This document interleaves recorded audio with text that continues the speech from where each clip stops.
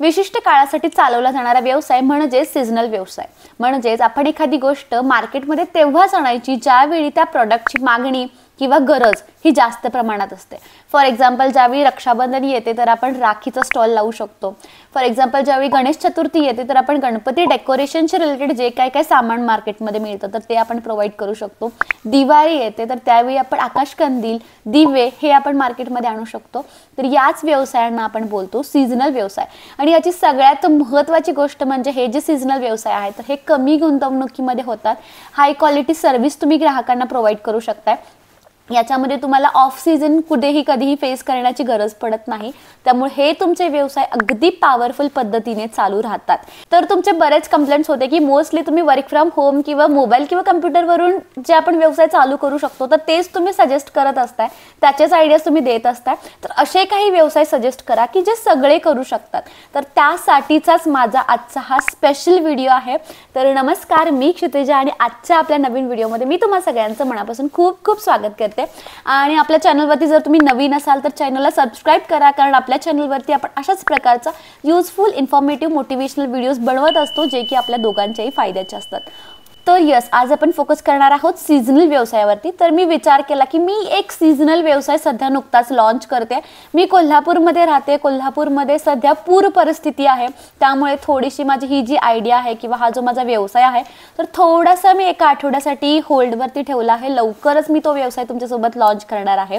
पण हा व्यवसाय चालू करताना माझ्या मनामध्ये कोणत्या कोणत्या कल्पना आल्या किंवा मी काय काय विचार केला, किती प्रॉफिट, किती मार्जिन कमवणार किंवा किती स्वप्न बघितली ती या व्यवसायाशी रिलेटेड, तर या गोष्टी मला खूप मी जवळून अनुभवल्या। आणि मला असं वाटलं की माझ्या अशा बऱ्याच मैत्रिणी असतील ज्यांना अशा प्रकारचे कोणते तरी व्यवसाय चालू करायचे असतील जे कमी इन्व्हेस्टमेंटमध्ये असतील आणि जे नेहमी म्हणजे अशा टाईपचे व्यवसाय जर तुम्ही चालू केले तर 12 महिने तुम्हाला काम असणार आहे किंवा 12 महिने तुमच्याकडे वेगवेगळे बिझनेसचे आयडियाज तुमच्याकडे अवेलेबल होणार आहेत। तर त्यासाठीच मी असा विचार केला की हा जो माझा कन्सेप्ट आहे तर तो मी तुमच्यासोबत सगळ्यांसोबत शेअर करणार आहे। तर सीझनल व्यवसाय म्हणजे काय, तर हे आपण बघितलं की एका विशिष्ट काळासाठी चालवला जाणारा व्यवसाय म्हणजे सीझनल व्यवसाय। तर आता टोटल 5 महिने राहिलेले आहेत 2024 संपण्यासाठी, ठीक आहे। तर या 5 महिन्यामध्ये बरेच सण समारंभ आपल्या भारतीय संस्कृतीमधले आपण साजरे करत असतो आणि खूप मोठ्या उत्साहाने आणि खूप मोठ्या संख्येने आपण हे जे सण असतात तर ते साजरे करत असतो। तर या सणांशी रिलेटेड किंवा या उत्सवांशी रिलेटेड काही व्यवसाय मी तुम्हाला आता सजेस्ट करणार आहे, जे तुम्ही जर चालू केले तर नक्कीच तुम्ही एक चांगला ग्रिप घेऊ शकणार आहात किंवा एक सक्सेस तुम्ही अचीव करू शकणार आहात कमी इन्व्हेस्टमेंटमध्ये। नक्कीच मी तुम्हाला सगळे जे आयडियाज असतील तर ते शेअर करेन। तर माझ्याकडे मी सध्या एक लिस्ट घेऊन बसलेली आहे ज्याच्यामध्ये या 5 महिन्यामध्ये कोणते मेजर्स फेस्टिवल्स आहेत तर ते मी कव्हर केलेले आहेत।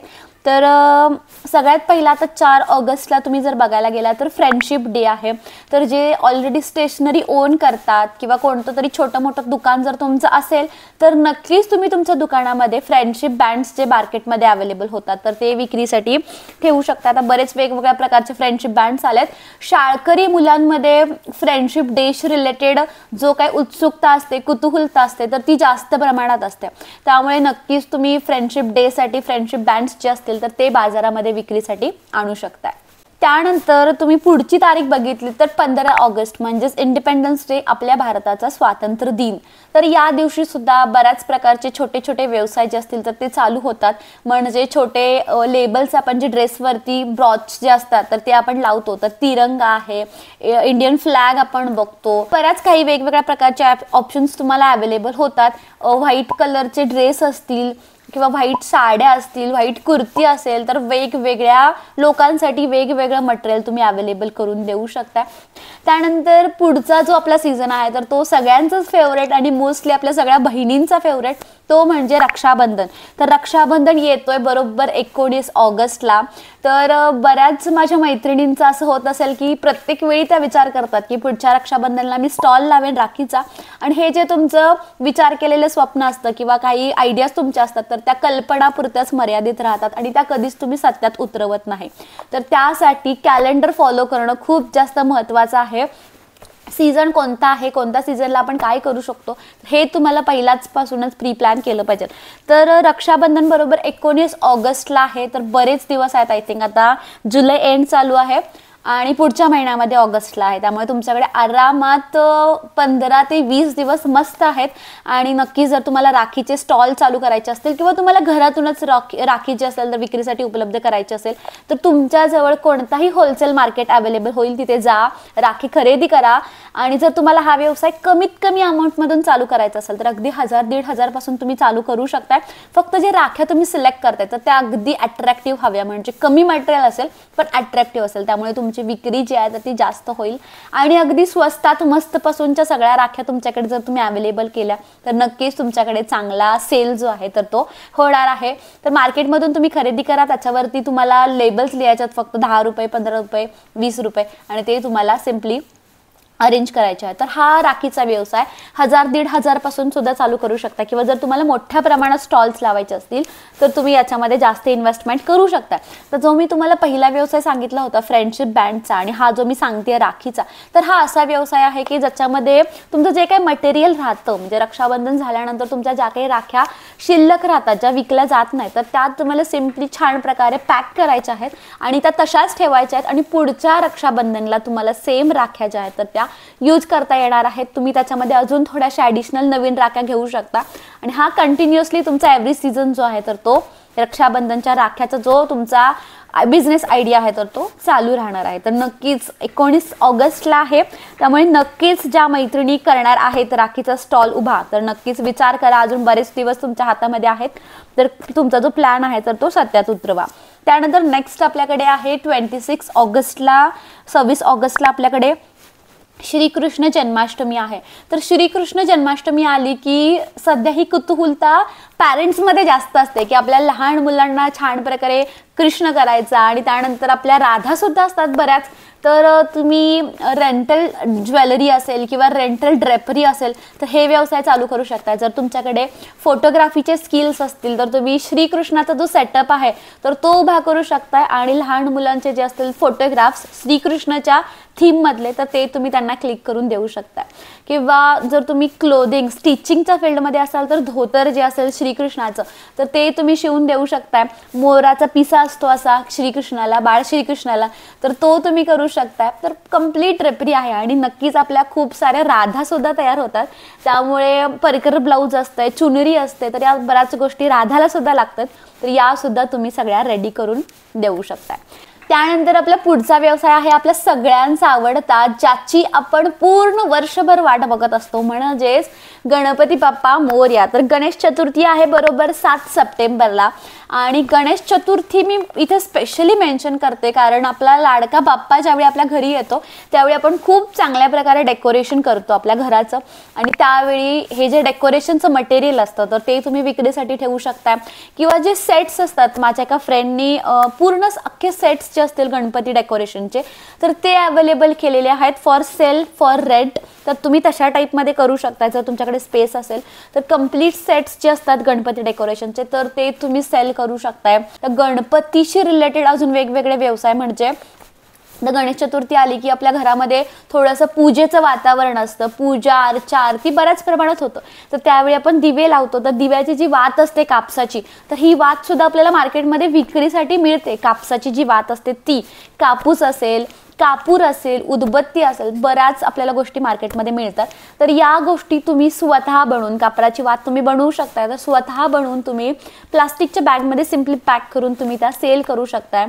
फुलवाती असतात, वेगवेगळ्या बऱ्याच प्रकारच्या वाती असतात तर त्या तुम्ही सेल करू शकताय. तर नक्कीच या फेस्टिवलकडे थोडंसं अजून जास्त एक पॉईंट ऑफ बिझनेस पॉईंट व्ह्यूने बघा. नक्कीच गणपती बाप्पा तुमच्यावरती प्रसन्न होतील आणि नक्कीच तुमचा जो व्यवसाय आहे तर तो चांगल्या पद्धतीने चालायला लागेल. कारण कुठल्याही व्यवसायाचा आपण शुभारंभ हा नेहमी श्री गणेशापासूनच करत असतो, त्यामुळे नक्कीच जर या बिझनेसमध्ये तुम्ही इन्व्हेस्ट करत असाल तर नक्कीच माझं सुद्धा प्रे करते मी तुमच्यासाठी गणपती बाप्पांकडे की तुमचा व्यवसाय असेल तर तो चांगल्या पद्धतीने ग्रो व्हावा. तर गणेश चतुर्थीमध्ये अजून एक म्हटलं तर एक व्यवसाय आहे, म्हणजे माझ्या एक फ्रेंड आहेत तर त्यांनी केलं होतं. तर माझ्याकडे जर अवेलेबल झाला तर मी इथे तुम्हाला फोटो त्याचा दाखवेन. तर त्यांनी एक स्पेशल फूल बनवलं होतं जास्वंदीचं. तर तुम्हाला सगळ्यांना माहिती असेल की गणपती बाप्पाला आपण लाल कलरचं फूल अर्पण करतो आणि मोस्टली त्यामध्ये जर जास्वंदी वगैरे अशी मोठी फुलं असतील तर ती खूप छान उठून दिसतात.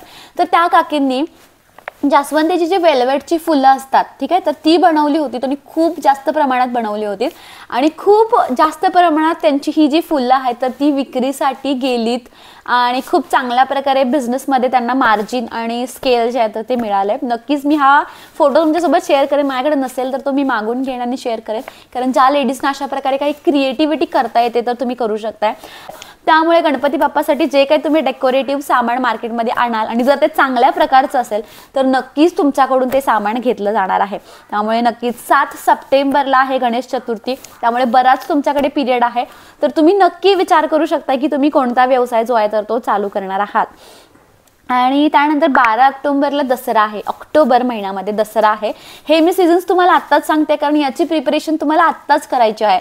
दसरा 12 तारखेला आहे, तर 12 तारखेला एखादा व्यवसाय चालू करून नाही चालणार आहे, तर दसऱ्याची खरेदी लोक आधी करतात. मग दसऱ्यामध्ये काय काय गोष्टी लागतात तर ते तुम्हाला आधीच थोडंसं प्रिपेअर करून ठेवायचं. आता दसऱ्यामध्ये मोस्टली नवरात्री स्पेशल घागरा लेहंगा खूप लेडीज रेंटनी पण नेतात, विकत पण घेतात आणि मोस्टली लहान मुलांसाठी तर प्रचंड सध्या बाजारपेठ फुललेली असते, तर नक्कीच तुम्ही इकडे थोडासा विचार करू शकता. दांडिया असतात वेगवेगळ्या प्रकारच्या, नक्कीच त्याच्यामध्ये तुम्ही थोडंसं विचार करू शकता. त्याच्यानंतर आपला पुढचा सीझन आहे धनत्रयोदशी, म्हणजे दिवाळी आहे 29 ऑक्टोबरला, जे ऑक्टोबरच्या एंडिंगला आपली दिवाळी चालू होते आणि बरोबर 1 नोव्हेंबरला आपली दिवाळी आहे. 1 नोव्हेंबरला दिवाळी आहे, तर दिवाळी म्हटलं की आपल्या समोर येतात आकाशकंदील येतात, ह्याच्या मातीच्या पणत्या येतात किंवा आता वेगवेगळे दिवे आलेले आहेत, खूप रंगीबिरंगी असतात, तर ते आपल्या समोर येतात. तर नक्कीच तुम्ही अशा टाईपचा व्यवसाय जो असेल तर तो दिवाळीच्या पार्श्वभूमीवरती चालू करू शकताय आणि चांगल्या प्रकारे हा जो व्यवसाय असेल तर तो ग्रो करू शकताय. कारण बरीच लोक सध्या आपलं घर जे आहे तर ते डेकोरेट करण्यासाठी बऱ्याच वेगवेगळ्या गोष्टी खरेदी करत असतात, त्यामुळे हा सीझन सुद्धा तुमच्यासाठी खूप जास्त महत्त्वाचा असतो. दिवाळीमध्ये तुम्ही रांगोळीचा सुद्धा व्यवसाय जो असेल तर तो चालू करू शकतो. दिवाळीमध्ये लोक खरेदी पण करतात खूप जास्त प्रमाणात, त्यामुळे तुम्हाला जर एखादं कपड्याचं दुकान किंवा कुठलंही दुकान जर तुम्हाला चालू करायचं असेल तर नक्कीच तुम्ही दिवाळीच्या पार्श्वभूमीवर थोडंसं आधी तुम्हाला करावं लागेल, कारण दिवाळी दिवशी खरेदी करण्यापेक्षा मोस्टली बरीच लोक दिवाळीच्या आधी सुद्धा खरेदी करतात. त्यामुळे जर तुम्ही थोड्याशा आधी ह्या कल्पना घेतल्यात आणि त्याच्यावरती थोडंसं काम केलं तर नेहमीच बेटर राहतं. आणि लास्ट आपला सीझन आहे क्रिसमस, तर जिकडे क्रिसमस खूप मोठ्या प्रमाणात साजरा केला जातो, तर क्रिसमसशी रिलेटेड जे काय काय वस्तू आपल्याकडे असतात तर त्या तुम्ही सेलसाठी लावू शकताय. तर यालाच आपण बोलतो सीझनल व्यवसाय, जे की खूप जास्त पॉवरफुल पद्धतीने चालतील. फक्त इथे एकच अट आहे, तुमची प्रबळ इच्छाशक्ती एखादं काम करण्याची, कारण नेहमी तुम्हाला वेगवेगळे व्यवसायांमध्ये स्विच करायला लागतं. तर माझ्या समोर आता सध्या अशी बरीच लोक आहेत जे सीझनल व्यवसाय करतात आणि खूप उत्तमरित्या सीझनल व्यवसाय करतात. तर मी नक्कीच असा प्रयत्न करणार आहे की या लोकांसोबत तुमचं जे बोलणं आहे की त्यांनी व्यवसाय कसा चालू केला, छोटी इन्व्हेस्टमेंट कशी होती, काय होती, तर हे जे इंटरव्ह्यूज असतात, पॉडकास्ट ज्याला आपण बोलतो, पण ते ऑन साईट असतील, ठीक आहे, तर ते मी नक्कीच तुमच्यासोबत आता कमिंग व्हिडिओजमध्ये शेअर करणार आहे. त्यामुळे तुम्हाला ॲक्च्युअली जो व्यक्ती अशा टाईपचे व्यवसाय करतो तर त्यांनी कशाप्रकारे व्यवसाय चालू केला, त्यांना कशा प्रकारे काही प्रॉब्लेम्स आले, डिफिकल्टीज आले, फायनान्शियल असतील किंवा इतर कोणते असतील, तर ते तुम्हाला समजतील आणि त्यामुळे तुमचा जो वेळ आहे तो व्यवसाय चालू करण्याचा किंवा ग्रो करण्याचा तर तो कमी होऊ शकतो. कारण काही टिप्स आणि ट्रिक्स तुम्हाला आपल्या व्हिडिओज थ्रू प्रोव्हाइड करण्याचा मी पुरेपूर प्रयत्न करणार आहे. तर बऱ्याच फील्डमधल्या मी स्पेशली महिला उद्योजक टार्गेट करते की ज्यांच्याकडून मी तुम्हाला व्यवसाय कसा करायचा किंवा स्टार्टअप कसा करायचा तर तो चांगल्या पद्धतीने शिकवणार आहे. त्या महिला स्वतः तुम्हाला त्यांच्या एक्सपिरियन्स थ्रू शिकवतील कशा प्रकारे आपण करणार आहोत. आणि नक्कीच जर तुम्हाला सीझनल व्यवसाय चालू करायचा असेल तर ट्रस्ट मी तुमच्याकडे खूप जास्त एकतर ताकद, मेहनत करण्याची शक्ती, इच्छाशक्ती आणि पेशन्स तुमच्याकडे असले पाहिजेत की येस आपण सक्सेस होणार आहोत, आपल्याला सक्सेस मिळणार आहे. तर हा तुमच्याकडे हे जर क्वालिटीज असतील तर नक्कीच कुठल्याही प्रकारचा व्यवसाय तुम्ही चालू करू शकता. आणि जर तुम्ही अशा प्रकारचे सीझनल व्यवसाय जर चालू केले तर काय होते माहिती आहे का, की फॉर एक्झाम्पल एखादा तुम्ही व्यवसाय चालू केला तर फक्त सीझन पुरता तो चालू राहतो आणि त्यानंतर ऑफ सीझनला तुम्हाला खूप लॉसेस, म्हणजे जर तुमच्याकडे काही लोक तुम्ही हायर केले असतील तर तुम्हाला त्याच्याशी रिलेटेड लॉस काय असेल, त्यांचे सॅलरीज असतील, रेंट असेल, तर ते तुम्हाला पे करायला लागते. तर तसं न करता जर तुम्ही सगळे सीझनल व्यवसाय जर कॅप्चर केले तर नक्कीच तुम्हाला चांगल्या प्रकारे प्रॉफिट होणार आहे. तुमची मॅन पॉवर, तुमचं मटेरियल सोर्स तुम्ही चांगल्या पद्धतीने उपयोग करू शकता. तर कुठलाही व्यवसाय चालू करण्यासाठी पैसा महत्त्वाचा असतो, पण पैसा सेकंडरी ऑप्शन आहे. कुठलाही व्यवसाय चालू करण्यासाठी सगळ्यात पहिला आपली प्रबळ इच्छाशक्ती असणं खूप जास्त महत्त्वाचं आहे. आणि त्यासाठीच आपला एक उपक्रम आहे. आय थिंक तुम्ही लास्ट व्हिडिओ सगळ्यांनी बघितले असेल.